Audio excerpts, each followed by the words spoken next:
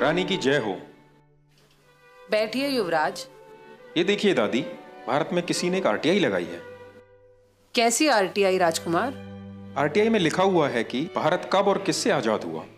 14 अगस्त और 16 अगस्त 1947 को भारत का शासक कौन था? 25 जनवरी और 27 जनवरी 1950 को भारत का शासक कौन था? ब्रिटेन का शासन किस तारीख को भारत से खत्म हुआ? और क्या ब्रिटिश और उनकी आने वाली पीढ़ी का भारत पर किसी भी तरह का अधिकार है? लेकिन भारत सरकार ने इस आरटीआई का कोई जवाब नहीं दिया और आरटीआई लगाने वालों का दावा है कि आज भी भारत पर आपकी ही हुकूमत चलती है। क्या ये सच है दादी? हमारे पूर्वजों का सपना था कि दुनिया पर उनके वंशजों की हुकूमत बरकरार रहे। मैं तो अब बूढ़ी हो चली हूँ और आने वाले समय में इस महान सिंहासन को तुम्हें ही संभालना है। इसीलिए ये राज की बात बताना तुम्हें अब जरूरी हो गया है। बेटा, सच तो ये है कि आज भी भारत, पाकिस्तान, बांग्लादेश, ऑस्ट्रेलिया, दक्षिण अफ्रीका समेत दुनिया के आधे से ज्यादा देश हमारे गुलाम हैं। ऐसा कैसे हो सकता है दादी? भारत और पाकिस्तान को तो हमने 1947 में ही आजाद कर दिया था। बेटा, इसी भ्रम में रखकर ही हमने भारत के लोगों को आज तक गुलाम बना रखा है। उनको ये आजादी देने का नाटक करना उस समय हमारी मजबूरी बन गई थी, जब सुभाष चंद्र बोस ने आजाद हिंद सरकार बना ली थी। इसी कारण से 1946 में भारत में हमारी रॉयल नेवी में भी विद्रोह हो गया था और जनता में 1857 की तरह विद्रोह होने वाला था। तब हमने गुप्त रूप से शासन करना ही ठीक समझा। गुप्त रूप से शासन का मतलब? भारत को हमने 99 साल की लीज पर वहां के अपने ही चमचों को सत्ता संभालने के लिए दिया था, ताकि भारत के लोगों को लगे कि देश आजाद हो गया। लेकिन सही मायने में आधिकारिक रूप से आज भी भारत पर हमारा ही कब्जा है और हमारे ही बनाए हुए कानून चल रहे हैं, जिससे आज भी हम भारत को खुलेआम लूटकर गरीब और लाचार बना रहे हैं। दादी, ये सुनकर खुशी तो बहुत हो रही है, पर यकीन नहीं हो पा रहा। ठीक है, ये बताओ कि क्या मुझे कभी भारत जाने के लिए वीजा की जरूरत पड़ी, जबकि वहाँ के प्रधानमंत्री या राष्ट्रपति को इंग्लैंड में आने के लिए वीजा लेना पड़ता है? क्या तुम्हें पता है, जब मैं 1952 में रानी बनी तो ब्रिटेन के साथ साथ भारत और पाकिस्तान की भी रानी घोषित हुई थी। क्या तुमने नेहरू और सी राजगोपालाचारी के द्वारा ली गई शपथ पढ़ी होती तो यकीन आ ही जाता। कौन सी शपथ? राजगोपालाचारी ने 21 जून 1948 को भारत का गवर्नर जनरल बनने पर शपथ ली थी कि मैं चक्रवर्ती राजगोपालाचारी गंभीरता के साथ इस बात को पक्का करता हूँ कि मैं हिज मैजेस्टी किंग जॉर्ज 6 और उनके उत्तराधिकारी के प्रति विधि के अनुसार वफादार, निष्ठावान रहूंगा और उनके प्रति पूर्ण भक्ति रखूंगा।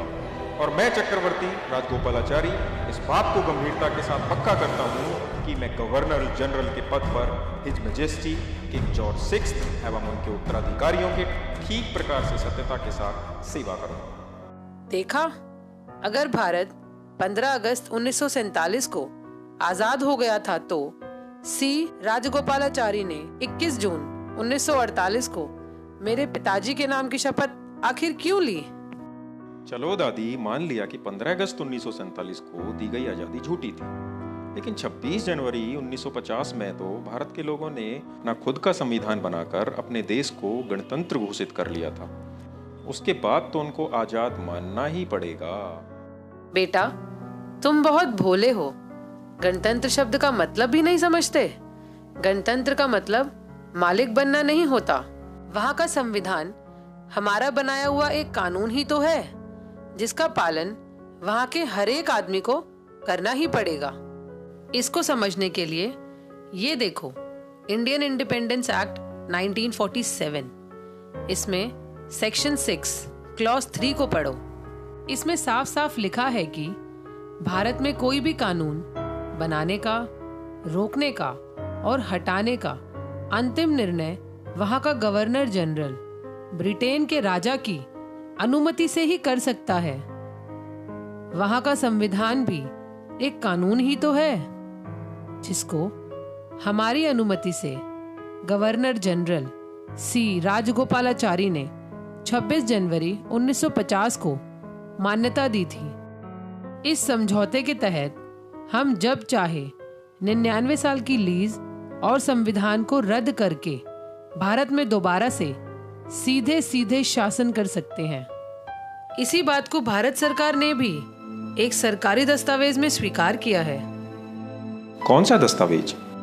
1953 में रामनारायण द्वारा पूछे गए एक सवाल के जवाब में भारत सरकार ने आधिकारिक रूप से लिखकर भेजा कि ब्रिटिश नेशनैलिटी एक्ट के अंतर्गत भारत का हर व्यक्ति ब्रिटिश कानूनों के अधीन है और यह स्थिति भारत के गणतंत्र होने के बाद भी नहीं बदली है।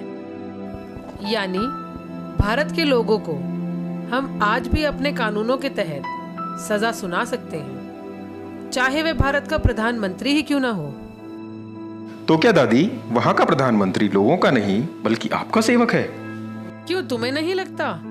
दिल्ली के बुराड़ी इलाके में जिस जगह मेरे दादा जॉर्ज पंचम का राज तिलक हुआ था, उसी जगह मेरे कहने पर मनमोहन सिंह की सरकार ने कोरोनेशन पार्क बनवाना शुरू किया, जिसमें हमारे दादा परदादा की मूर्तियां और हमारा एक विजय स्तंभ लगा है। और अब मोदी सरकार ने उससे भी ज्यादा हजारों करोड़ों रुपया खर्च कर उस पार्क का निर्माण जल्द से जल्द पूरा करवा दिया। इस तरह भारत के राष्ट्रपति भवन के सामने लगे खंबे पर मेरे सितारे का निशान देख सकते हो, जो कि मेरे मुकुट और छड़ी पर भी है, जिसे मेरी इजाजत बिना भारत में कोई भी हटा नहीं सकता। और अगर भारत के किसी प्रधानमंत्री या राष्ट्रपति ने अपनी माँ का दूध पिया हो तो मेरे उस सितारे के निशान और कोरोनेशन पार्क को हटा कर दिखाए।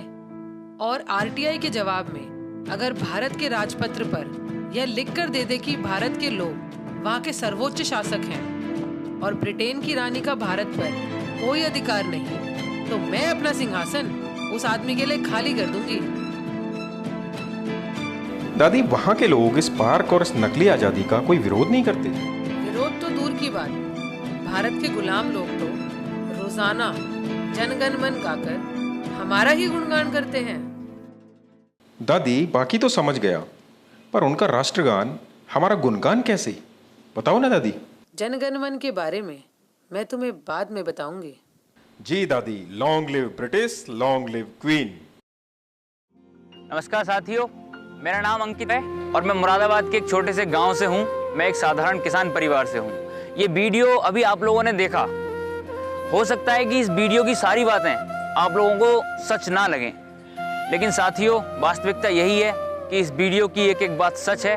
और जिन लाखों लोगों ने इस देश को आज़ाद कराने के लिए अपनी कुर्बानियां दी, उनका सपना आज भी अधूरा का अधूरा है।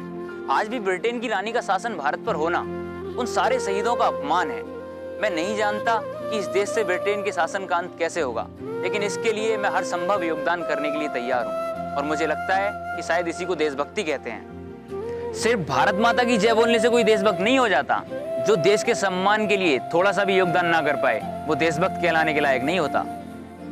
साथियों, ये वीडियो तो मात्र एक शुरुआत है। आने वाले वीडियो में हम इससे भी गहरे राजों से पर्दा उठाएंगे। मैं ये जानता हूँ कि देश का मीडिया इन चीजों को आप लोगों तक नहीं पहुंचाएगा, इसलिए केवल अब देश प्रेमियों से ही उम्मीद बची है। अगर आप भी देशभक्त हैं तो नीचे दिए गए नंबर पे एक मिस्ड कॉल दें, जिससे आने वाले समय की वीडियो की जानकारी हम आपको पहुंचा सकें, जिससे ज्यादा लोगों तक ये सच पहुंच सके। मुझे विश्वास है कि जिस दिन भारत के सारे देशभक्त लोग इकट्ठा हो जाएंगे, उस दिन ना सिर्फ भारत से ब्रिटिश शासन का अंत होगा, बल्कि इंग्लैंड की रानी भारत के लोगों के पैरों में गिरकर उनसे माफी मांगेगी। साथियों, जिस दिन भारत आजाद हो जाएगा, उस दिन भारत से गरीबी, बेरोजगारी, भूखमरी, आतंकवाद जैसी समस्याएं खत्म हो जाएंगी और भारत एक बार फिर से विश्व गुरु और समृद्ध भारत बन के खड़ा होगा। इसलिए आपसे उम्मीद है कि आप हमारा सहयोग करेंगे। भारत माता की जय, इंकलाब जिंदाबाद।